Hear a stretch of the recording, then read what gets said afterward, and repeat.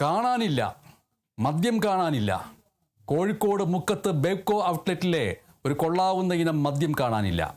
ഔട്ട്ലെറ്റിലെ premium കൗണ്ടറിൽ മദ്യം മോഷണം പോയതായി പരാതി. ഒടുവിൽ ഔട്ട്ലെറ്റിലെ ഉദ്യോഗസ്ഥർ സ്റ്റോക്ക് പരിശോധിച്ചു. അപ്പോഴാണ് ആ സുപ്രധാന വിവരം ശ്രദ്ധയിൽപ്പെട്ടത്. മോഷണ വിവരം. ഒരു കുപ്പി കാണാനില്ല. തുടർന്ന് CCTV കേന്ദ്രീകരിച്ച് വിശദമായി പരിശോധിച്ചു. മോഷണം സ്ഥിരീകരിച്ചു. കൗണ്ടറിലെത്തിയ ഒരു യുവാവ് മദ്യക്കുപ്പി മോഷ്ടിക്കുകയായിരുന്നു.